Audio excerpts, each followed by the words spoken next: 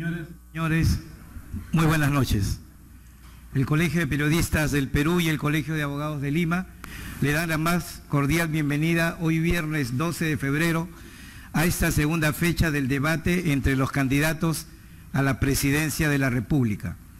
Los candidatos han sido invitados para que expliquen sus planes en los dos temas que consideramos importantes y que no son visibles en esta campaña. El primero es el referido a medios de comunicación, educación y cultura, y el segundo a sistema jurídico. Y conforme lo anunciado, solo deseo hacer algunas precisiones respecto a este primer tema, medios de comunicación, educación y cultura. Según Cedro, 800.000 escolares inician anualmente en el Perú en el consumo de tabaco, siendo la edad más baja los 8 años. El 40.5% de ellos, esto es 900.000 adolescentes, probó alcohol o tabaco alguna vez. El 23.3% lo hizo durante el último año y el 12.3% en los últimos 30 días. La tercera parte de la población peruana está conformada por niñas, niños y adolescentes. En educación, un tema pendiente es la culminación oportuna de la escuela secundaria. En el 2014, a nivel nacional, solo culminó oportunamente la secundaria el 65.6% de estudiantes y en las zonas rurales apenas lo hicieron el 44.6%. De acuerdo a un estudio de Concord TV, el 99.3% de niños considera el ver televisión como una de sus principales actividades, dedicándole hasta 3 horas y media diarias, siendo influenciados por la presentación permanente de estereotipos negativos de los niños, en particular de indígenas y afroperuanos. ¿Cómo hacer para que en un marco de respeto a la libertad de expresión se promueva la autorregulación y se respete lo que obliga a nuestra Constitución política y las leyes vigentes? Son preguntas que seguro los candidatos y el próximo presidente de la República deberá responder. Toca el turno al representante de Frente Amplio, Julio Guzmán Cáceres. Perdón, todos por el Perú.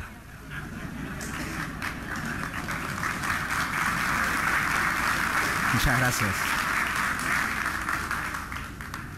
Muchísimas gracias a los organizadores, el Colegio de Abogados del Perú, el Colegio de Periodistas. Gracias por tenernos el día de hoy. Yo creo que los peruanos merecemos ser felices. Y ser felices significa ser libres para tomar nuestras propias decisiones y para expandir nuestros talentos y para expandirnos como seres humanos. Y uno de los valores fundamentales es la libertad de expresión. Fundamental.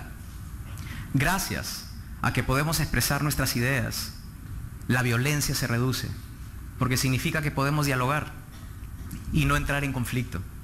Gracias a que podemos hablar y conversar, es que la distribución de la riqueza se mejora, porque ahora podemos negociar y tenemos esos espacios. Gracias a que podemos hablar y conversar, identificamos qué cosa se hace bien y mal en el Estado, y también quién roba y quién no roba. Por lo tanto, es claro y evidente que la libertad de expresión es igual a progreso.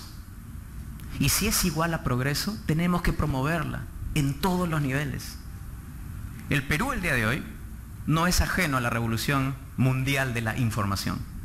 Nunca antes en la historia del mundo los seres humanos habíamos tenido tanta información como el día de hoy. Y el Perú no es ajeno. Pero ¿cuál es el problema? El problema es que tenemos un montón de información, pero la calidad de la información no es de la mejor. No ha ido en paralelo. Y ahí quiero decir que varios somos responsables. Primero, el Estado, porque actúa en un secretismo increíble. El 90% de la información que se genera en el Estado no es de conocimiento público, cuando no debería.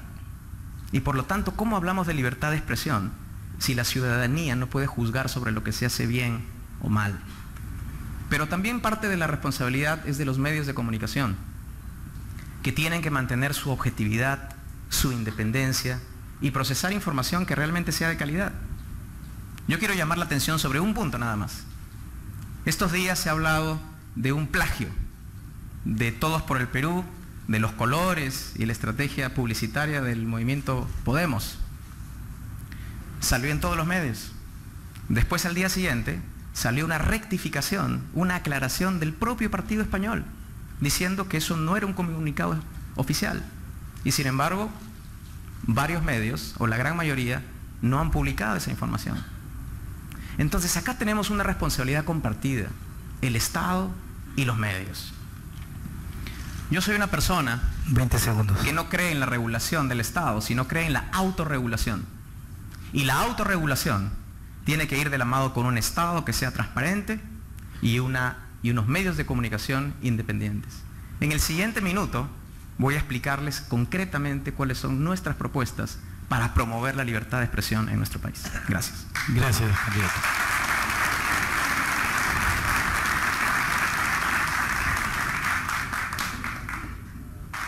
Invitamos a seguir al representante de Todos por el Perú, Julio Guzmán Cáceres.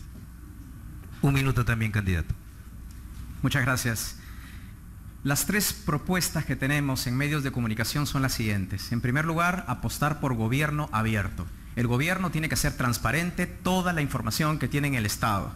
Y eso significa, algo concreto, crear una autoridad autónoma de cumplimiento al acceso de la información del Estado. Eso lo vamos a hacer desde la PCM con un directorio público-privado. El segundo tema en medios de comunicación es tolerancia cero a los asesinatos y la persecución de periodistas. En los últimos 20 años, el 50% de los periodistas asesinados han tenido que ver con casos de corrupción. Y yo quiero recordarles que el día de hoy por la madrugada, el periodista Jaime Vázquez en Iquitos ha sufrido un atentado, una molotov en su casa, en circunstancias en que estaba denunciando casos de corrupción en las autoridades regionales. Lo tercero es promover el periodismo de investigación, que no ha crecido como quisiéramos. Y ahí vamos a hacer convenios con instituciones como el Centro Internacional de Periodistas para poder cofinanciar proyectos en donde se trabaje el análisis de grandes bases de datos y también el periodismo en redes. Muchas gracias.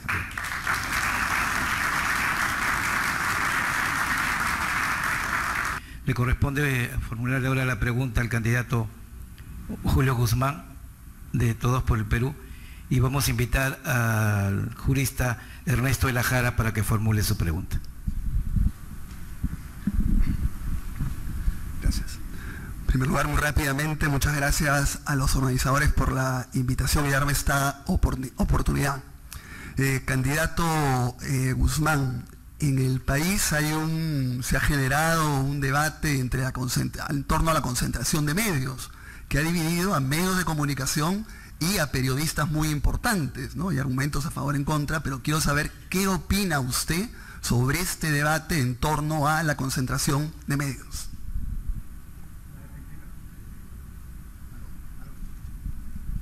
Ahora sí.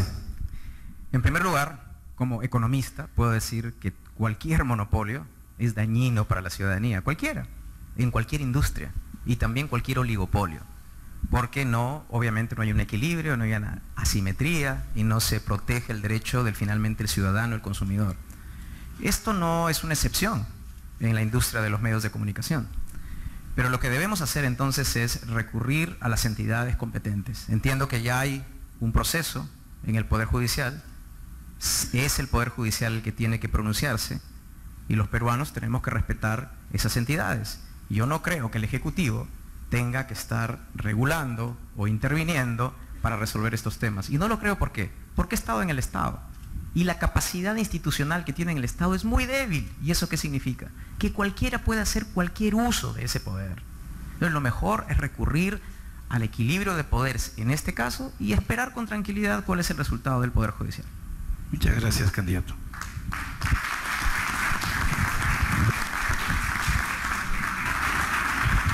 Responde su segunda pregunta de este tema el candidato Julio Guzmán de Todos por el Perú. Formula la pregunta nuestro colega José María Chema Salcedo.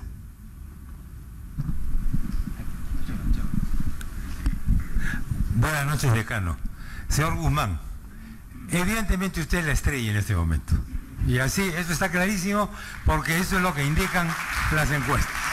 Ahora bien, se ha referido usted al rol de la prensa. ¿Le parece legítimo que alguien en la prensa haya dicho que el color morado suyo se parece bastante al color de Podemos en España?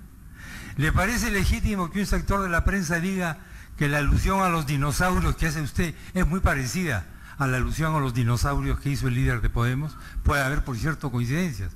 ¿Le parecería legítimo, o le parece legítimo lo que un sector de la prensa está diciendo en este momento sobre que el jurado del que depende su candidatura ahora podría votar ateniéndose a la ley, sacándolo usted del proceso electoral?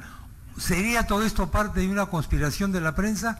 ¿Y qué diría usted si el jurado lo saca del proceso electoral? Muy bien, muchas gracias. Primero, las opiniones son legítimas en una democracia, y cuando uno está en política tiene que entender que tiene que ser tolerante a las opiniones de los demás. Pero de ahí criticar sin ninguna evidencia, a mí sí me parece una falta de responsabilidad. En un momento en que un partido escoge un color morado, el morado que es más peruano que cualquier otro país, y decir que eso es una copia, a mí me parece una irresponsabilidad. Después, que el propio partido se rectifique y aclare, y que muy pocos medios informen sobre esto, sí me parece una irresponsabilidad. El decir, por ejemplo, que Julio Guzmán es un corrupto, un lobista, un violador, un acosador sexual, como es lo que han dicho de mí, sí me parece una irresponsabilidad. Pero aquí estoy, porque estamos en una democracia y uno tiene que tener tolerancia para eso. Y con relación al Jurado Nacional de Elecciones, nosotros confiamos en nuestras autoridades y estamos actuando de acuerdo a ley. Hemos tenido una apelación técnicamente muy sólida y vamos a esperar a los próximos días lo que ocurre. Entonces, legitimidad en las opiniones, por supuesto. Eso significa ser demócrata, eso significa escuchar, ser tolerante. Pero una cosa distinta es irresponsabilidad. Yo he sido periodista varios años y una de las cosas que me enseñaron gente que hoy día son grandes periodistas es que tú llamas a ambas partes a pedirle una opinión cuando vas a publicar algo. Yo quisiera que a nosotros nos traten igual. Muchísimas gracias.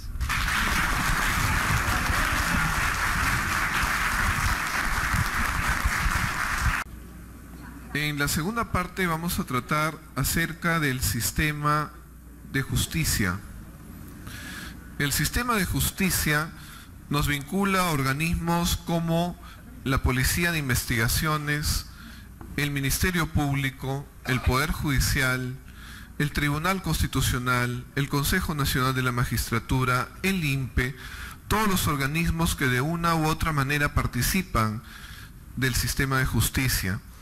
Y esto quiere decir que cuando nosotros tocamos temas como inseguridad ciudadana, narcotráfico, corrupción de funcionarios, estamos tratando también acerca del sistema de justicia.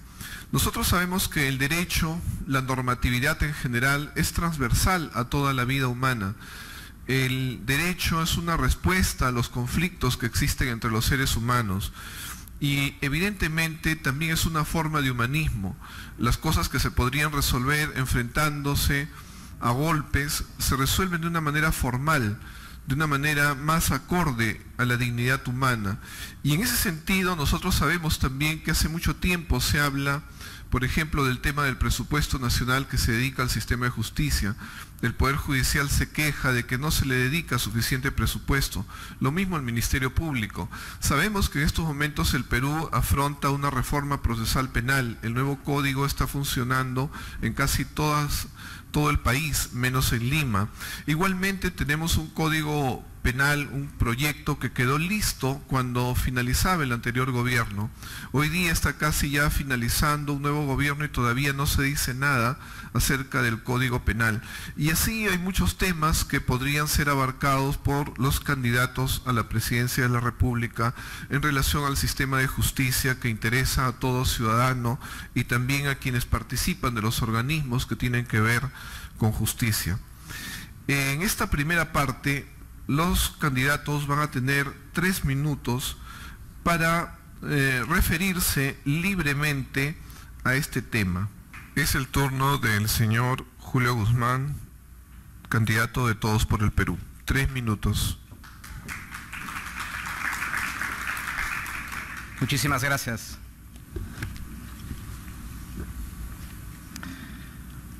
Poder ser libres también significa tener justicia. Esto está claro. Y yo en distintas presentaciones he hablado de todas esas grandes reformas que hay que hacer para tener justicia en el país. El Consejo Nacional de la Magistratura, cambios en las normas para que los fiscales sean más independientes, la selección de nuestros jueces y nuestros fiscales, etcétera, etcétera, etcétera. Los procedimientos, la infraestructura, las normas, todo es importante. Pero tan importante como eso es la administración de justicia en los ciudadanos de a pie, en el día a día. ¿Qué es lo que más sufren? Sufren de los desalojos, los juicios de alimentos, las cobranzas, una serie de procedimientos que realmente desgastan a las personas, te llenan de ansiedad. Los procesos son tan engorrosos, tan lentos, tan caros, que la verdad es que nos hace la vida a cuadritos. Y la verdad es que ahora quiero focalizarme en eso, en todos aquellos servicios de justicia que nos puedan hacer la vida más fácil. Yo tengo el convencimiento que la gran revolución en la administración de justicia, en la base de la pirámide, es si combinamos dos elementos, la oralidad y la tecnología. La oralidad significa que ahora todos los juicios van a ser orales, en presencia de todos. Ya no va a haber flujo de documentos, documentos que vienen, que van, cartas notariales, etcétera, etcétera, que los procesos se demoran 20 meses. Ahora, como todo es oral y no hay flujo de documentos, entonces el juez simplemente escucha, recibe la evidencia y decide, y se acabó. De acuerdo a la evidencia empírica de casos en el ámbito penal, se reduciría el 60% del tiempo en todos estos casos. Si nosotros además lo combinamos con la tecnología y complementamos oralidad con tecnología, nos vamos para arriba. Por ejemplo, las notificaciones en línea. La notificación el día de hoy física dura 3 semanas. En línea, 1 segundo. Se acabó. El uso de la firma electrónica, por ejemplo, 5 días para que firmes, notarices, todo lo demás. Hoy día, firma electrónica, 5 minutos. Y lo otro es el expediente digital. La posibilidad es que todos los documentos estén digitalizados en un solo expediente. Desde la investigación, en la Policía Nacional, el Ministerio Público, el Poder Judicial. ¿Cuánto cuesta todo eso? 350 millones de dólares, porque los estudios ya están hechos. Y se puede hacer en 5 años. En 5 años tendríamos una administración de justicia en todos esos casos que liberaría un montón de grasa y penas a los ciudadanos. 20 segundos. ¿Saben cuánto gasta el Estado en papeles y en alquiler de locales para guardar esos papeles? 10 millones de dólares al año. Todo el ahorro del Estado, todo el bienestar de la nación que pudiera hacerse si es que este proyecto fuera una realidad. ¿Qué falta? Voluntad política y además a todo el mundo le conviene que esto sea engorroso por la corrupción. Muchísimas gracias.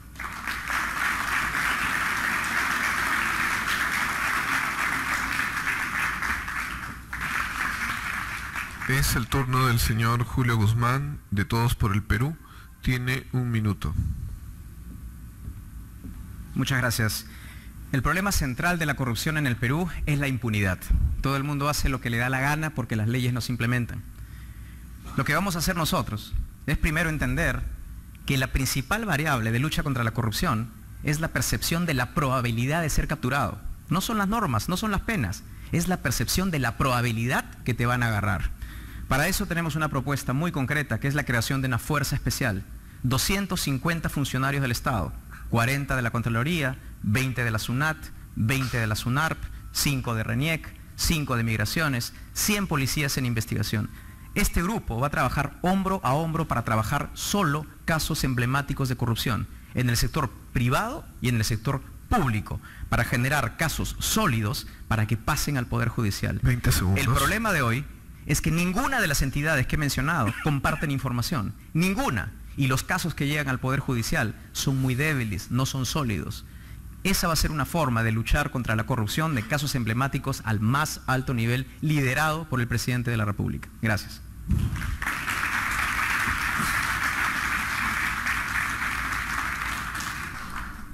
Corresponde absolver una pregunta al señor Julio Guzmán. Pregunta el señor Chema Salcedo.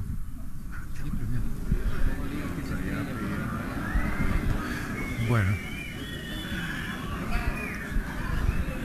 entiendo que esto es por absoluto sorteo.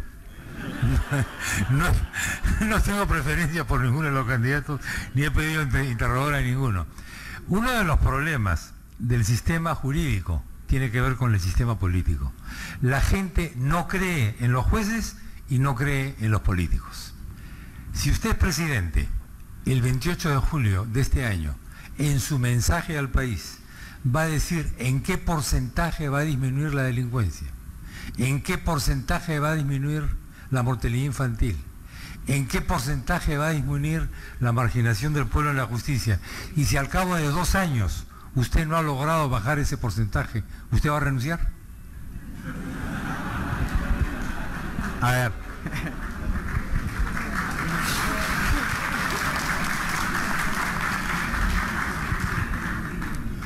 Yo no voy a prometer nada de indicadores, ni decir en 5 años se va a hacer tal o cual cosa. Y la explicación es muy clara. Yo no voy a mentir a los peruanos. Y no voy a prometer la pobreza al 10%, o 2 millones de empleos, o la desnutrición infantil a tal. ¿Y sabes por qué? Porque uno construye mientras va haciendo, y uno dice cómo en el detalle. Yo prefiero responderle diciéndole que una de las medidas en el mensaje del 28 es reorganizar la forma en la que se seleccionan a los miembros del Consejo Nacional de la Magistratura, porque de ahí vienen los problemas que me conducen a esos indicadores en 5 años. Por ejemplo, ¿cómo puede ser que el Consejo Nacional, que sea el Departamento de Recursos Humanos de nuestro Poder Judicial para seleccionar a los jueces, tiene miembros que no tienen las credenciales? Yo prefiero concentrarme en las propuestas concretas, específicas, para lograr un objetivo, no al revés. Y todas nuestras propuestas van en la misma línea. Muchas gracias.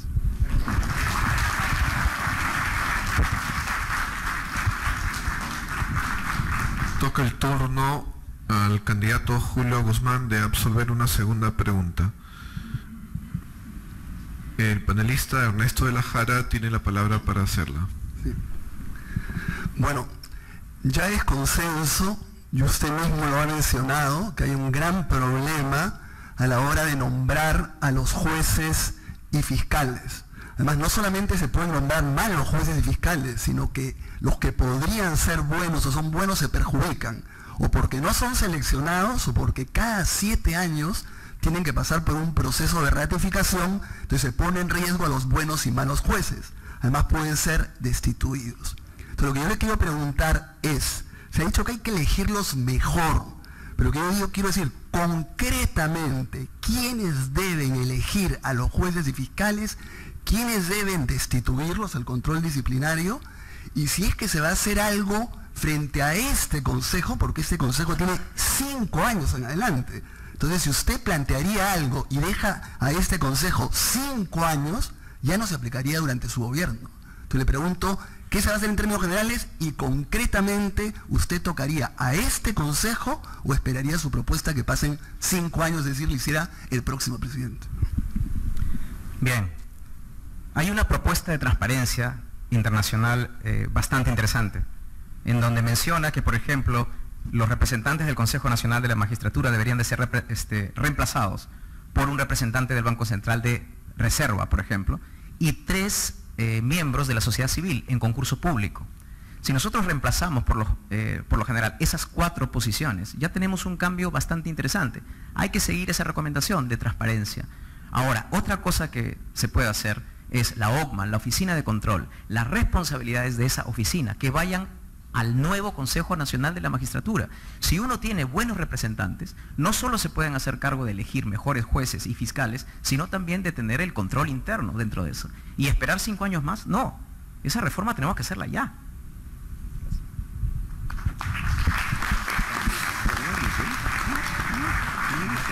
Se concede, como el día de ayer, 2 minutos a cada uno de los candidatos para que pueda referirse al tema que se ha tratado según su parecer.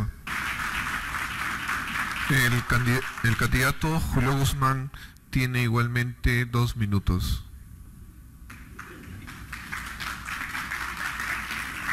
Muchas gracias. En los últimos años los peruanos hemos progresado, pero hemos progresado no gracias al Estado, sino a pesar del Estado.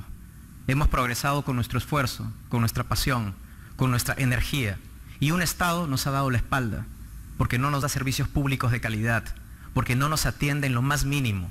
No le pedimos al Estado que nos resuelva todos nuestros problemas, pero sí que nos cree las condiciones para que nuestro talento haga todo el trabajo por nosotros y nuestras familias. Yo creo que se equivocan los que creen que el problema del Perú o la gran fricción social es la lucha de clases. Y también creo que se equivocan los que están obsesionados con la gran inversión y exclusivamente con la gran inversión. Yo estoy convencido que la gran fricción social del Perú el día de hoy es nuestra clase emergente que no encuentra un espacio en nuestra sociedad. Esa clase emergente, creciente, que no se le respetan sus derechos, que no se le respeta como ciudadano, que quiere ser parte de una economía de libre mercado y la democracia y no encuentra un espacio para ellos. Esa es la gran fricción del Estado y por lo tanto las ideologías ya no sirven.